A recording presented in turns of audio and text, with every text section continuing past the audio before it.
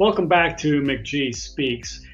We're interviewing throughout this entire series different business line leaders, different really great people at Ash Brokerage to show our different value to advisors. And today I am very honored to have our national spokesperson on long-term care, Bryan Langdon, with us. How are you doing today, Bryan?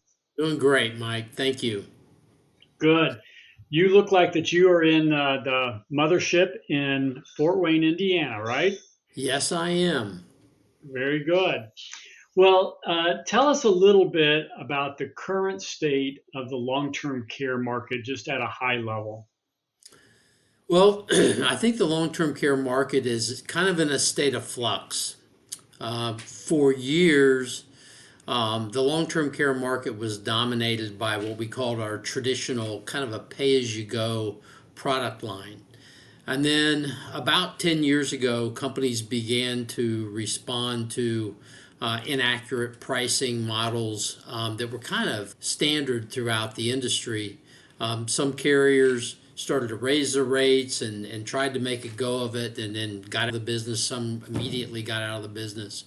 And what it created was a reduced number of companies that were in the traditional marketplace, and it caused a lot of disruption around the country with companies asking for rate increases kind of over and over and over again, and putting people in a situation where they may have started out at a premium here, and now 20 years later it's up 100% or maybe even more in some cases. So I think that kind of put everybody, consumer and advisors, on notice. Then throughout the last, say, 10 years, certainly the hybrid long-term care options began to get kind of a better exception in the industry. And what I found interesting is I had joined ASH about the time the hybrids began to take off. And what I thought was interesting is that the hybrids used to be just a single pay, one shot only, but that kind of limited the marketplace. And then as the hybrids began to go to flex pay options, a 10 pay, a 5 pay, 20 pay, and now some of them either on often offer a lifetime pay, expanded the market for the hybrids, and then more companies began to come into the marketplace. And I think both consumer and advisors found a better spot for it. So as the industry began to I think become more acceptable, then I think that the change in the population, the aging in the population, kind of happened at the same time. And I tell people all the time, I've been doing this for 38 years and have spoken publicly on the subject of long-term care for a long time. And with all the product changes and all the differences and stuff, what I still see as a big change is the acceptance of the general public of long-term care planning. 15 years ago, if you talked about it, most people in the room weren't sure about it, didn't know it would impact them, didn't really think they'd have a risk.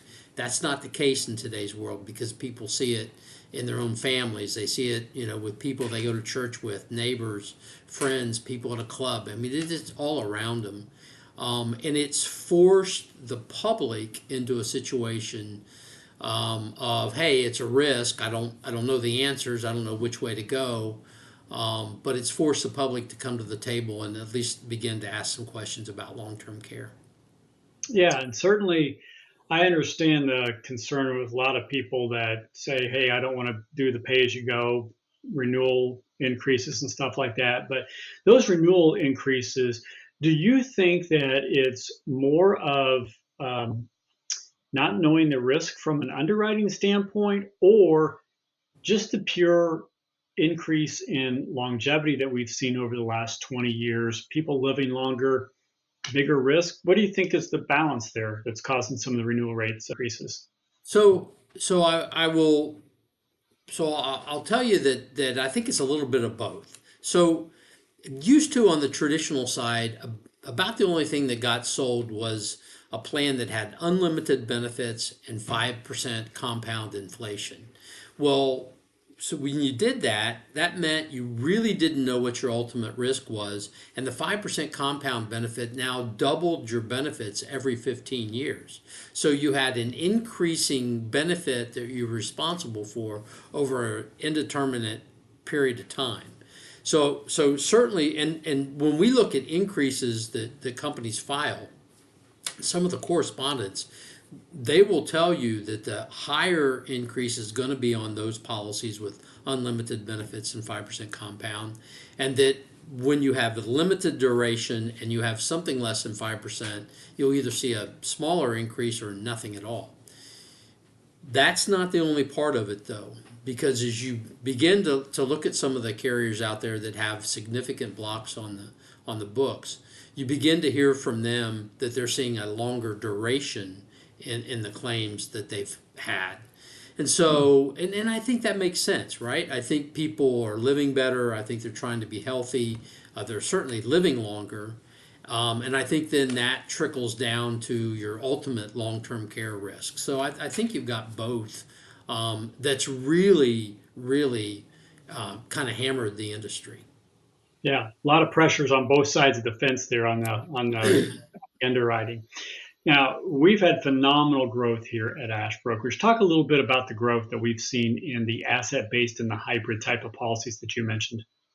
Yeah, I think so. I just finished my 14th year at Ash, and I think my first year here on the hybrid side, we might have done 10 million, 11, 12 million in premium. And again, that was all single pays and kind of a limited marketplace. At that time, I think maybe we only had 2 carriers. In 2024, very close to $200 million in premium, maybe even a little bit more than that. So just kind of mind blowing growth, and I don't even think we're close to getting to a period where we think, hey, we've arrived. I think the field is open for us to continue to grow and to continue to help people plan when it comes to long-term care.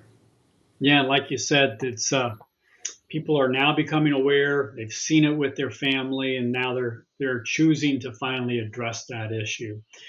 One thing that I will say that my parents were thinking, okay, I would have to go into a facility, right? But then that generation started thinking, I don't want to go to a facility. I want to stay at home. Talk about that shift in the demographics and the impact of long-term care.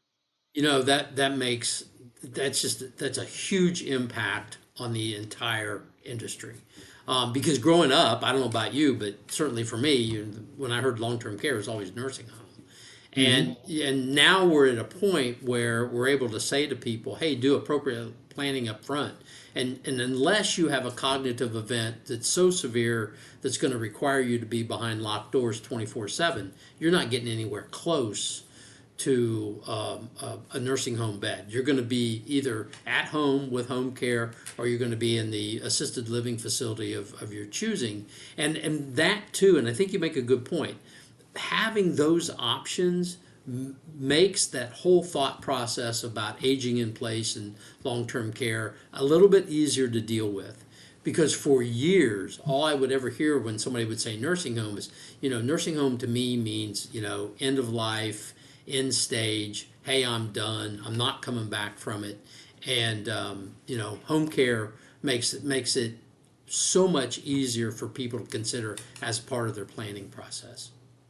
Is it a fair statement to say that control feature is critical, not only from the benefit standpoint, but I still got this asset in case something happens, I've got flexibility with it? For sure. I mean, so when somebody is allocating money to that hybrid, I mean, it's just another asset in your retirement package where you have probably a variety of different assets. You may have some annuities, so you make sure that you've got guaranteed income and your income never goes away. You probably have some Social Security. Maybe you've got some investments, 401ks. And we like to tell people that, this is just another asset that you look at. And the benefit of that is that this long-term care asset this long-term care hybrid is going to create income tax-free benefits to kind of protect your other assets. I mean, you want to be in a situation where you make sure that your assets that you've worked so hard for and saved for to create that income in retirement is not redirected to a home care agency or a nursing home or a assisted living facility. And for those advisors that have built their practice on assets under management, you make a really key point. Someone goes on to claim without protecting through long-term care, that becomes a really quick snowball. And one of the things that we talk about on the retirement side is let's annuitize, or let's take longevity off the table.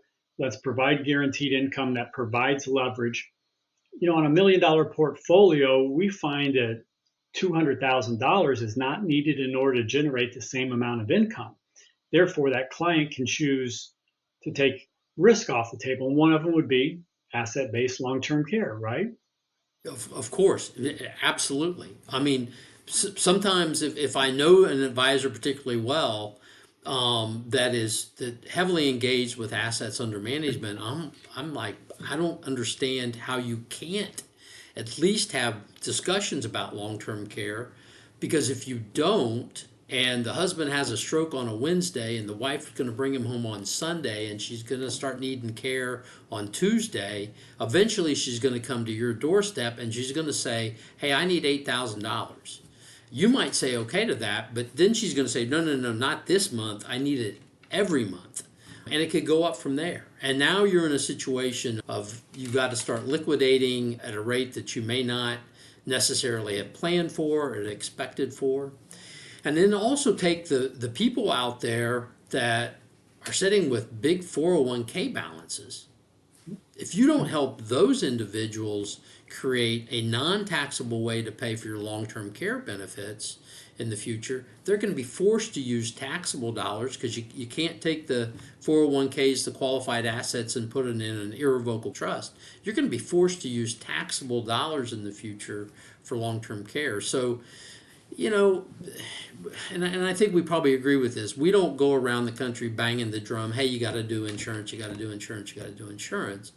But we are real big believers on, you got to do some planning. Because if you don't, and you don't address some of the issues and that people are going to have to deal with, then you kind of leave them open in the future for some pretty severe consequences. Yeah. And, you hit a nail on the head. You got to have the conversation, right? You got to plan for this. And to your point, if we can take $200,000 for a 70-year-old, and just out of curiosity, what kind of explosion of value would someone expect for a 70-year-old that put in $200,000? At a minimum, 3 times, maybe 4 or 5 times that amount income tax free by the time they're 80 to 85. Yeah. So you take a look at $1 million portfolio, our guaranteed income is generated 200,000, that then can turn into 600, 800,000. That's a huge win for the average millionaire next door. And to your point, taxation is really critical, right? I mean, taking income tax out, tax is going to be much higher down the road than they are today, just given our economic condition. And then you start thinking about Medicare premiums and IRMA taxation and all that type of stuff. Then the snowball starts rolling the opposite way. So, some annuity riders will double the income, but that's a kind of a stopgap, I think. What other types of solutions should people be looking at, like life insurance, those types of things, and some of those advantages? So, I think most of the advisor public that we deal with are somewhat familiar with the hybrids that tie life insurance and long-term care together.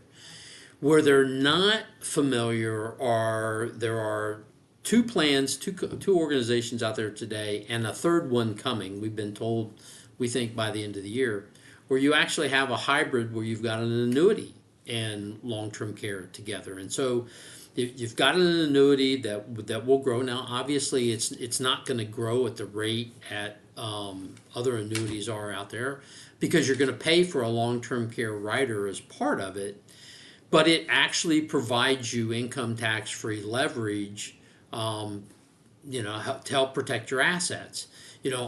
I still run into individuals, couples, advisors who go, oh, my client's got plenty of money, they can self-insure. So I'm like, okay, I think we have a better mousetrap. Why don't we take the chunk of money that you're going to use to self-insure with long-term care and put it over here with this annuity? So it's going to grow. Now, not going to grow like others, but at the same time, it's going to give you significant income tax-free long-term care benefits, protect your nest egg. And we think it's a huge future marketplace. And in our bank channels, we're beginning to have astronomical success. So many people think the word leverage is a bad word because they associate it with debt, right? And in reality, what you're doing here is creating leverage with long-term care. You're creating that explosion of value. You're creating the tax efficiency of the benefit coming out versus the old age question is, which asset are you going to sell first, right? Right. When they come knocking on the door for the 8,000, what are you going to sell first? Then it becomes real. So let's talk about what's the negative of not planning, and what have you seen as the impact of not planning and not insuring if it's actually possible to insure a couple. So, I tell people all the time, and you probably heard me say this before. When you have a long-term care event, whether you want to or not, it becomes a family event. And so, you know, and we can all think about this, and a lot of us out there have all gone through it in our own personal families. But when a parent or a grandparent, aunt, uncle, whomever, begins to slow down, now all of a sudden you have to access money. Well, who's going to do it? I'm still waiting to work with the first person who needs long-term care and manages their own situation. That's not the way it happens. And if you haven't done some pre-planning, your plan becomes a checkbook thrust to somebody, and that tends to be a family member. Sure, and you've heard the cliches before, but tends to be a daughter. A lot of times, the oldest daughter or the daughter who's closest, and they're basically told work it out. It doesn't take too long before their brother, who lives 2 states away, is calling saying, "Hey, I just talked to mom. You haven't been over there enough. You didn't do this right. Dad needs more care. They really don't like the caregiver that's going in, and it brings all kinds of stress to the family. So you're already in a situation that can be very expensive, very confusing, and then you add stress to it because you don't have a roadmap. It can become real devastating to the family overall, not just financially, but also emotionally. Yeah, yeah. I know when my parents were going through long-term care, my brother was 5 miles away, so he ended up being the primary caregiver when I Yeah, was 2.5 miles away. I told my brother the guy that's the furthest away is always the smartest family member, right? always, And always. I don't want to be that guy. I don't want to be Yeah. that guy. But that's tough not to when mom calls and this isn't going well or whatever. It pulls on you emotionally. A So lot of if times, if I get a phone call and people haven't done the planning and they're into it, my first question to families are, "Hey, you guys on the same page?" Great question. Yeah, Yeah, because yeah, often they're not. yeah, absolutely. Um, so just to wrap up here, if you're a financial advisor, what three things would you be looking for in terms of how do I sell this product? How do I protect my clients and their family? What three things would you be looking for? So the first thing I look at is age. Okay, I get asked all the time, "Hey Brian, when do I start the conversation with my clients about long-term care?" And it's come down. It's not a 60, 70-year-old conversation. It's probably mid 50s. I think a lot of times people are in their mid 50s, they began to think, hey, the kids are kind of off the dime, they're either high school, college, but people can see the end of the line when it comes to that part of their life, and then they begin to think about retirement. And so they've probably had a long-term care event that they can call upon, or they've watched, or they've seen, or they've been involved with. So that's, if you're an advisor, that's the first thing you want to look at. Second thing is assets. I mean, I tell advisors all the time, people who have assets, accumulated wealth, they have a nicer lifestyle, are not going to get the cheapest care.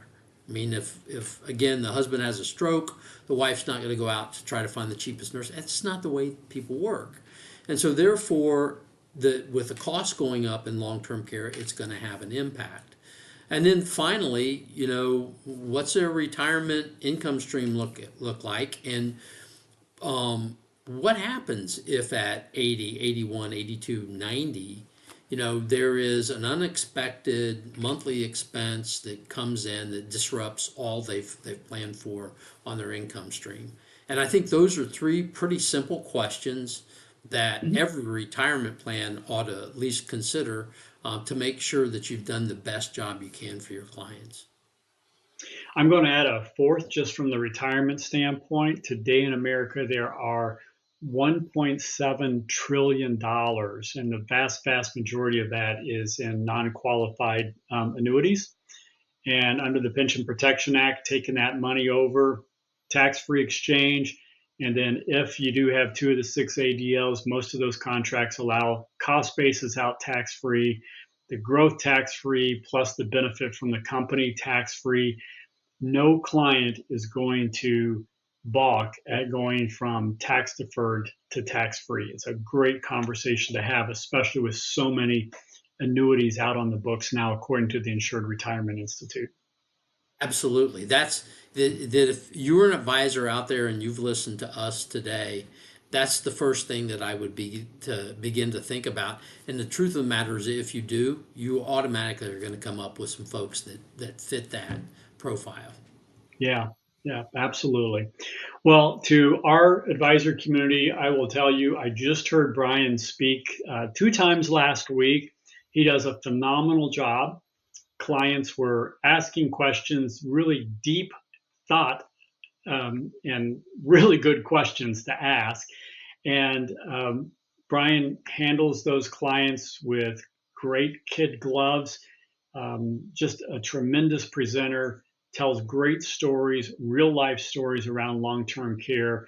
And Bryan, I know that a lot of our growth at Ash Brokerage has been because you're out telling that story so many times over the last decade plus. So thank you for all that you do. And good luck on all of your travels. And I hope to see you out on the road again here real soon. Absolutely, Mike. It was a pleasure last week. It was great to talk to you today. Have a wonderful day. Yeah, make sure that you guys give us a call. Ask for the long-term care sales team at 1-800-589-3000. Have a great day, everybody.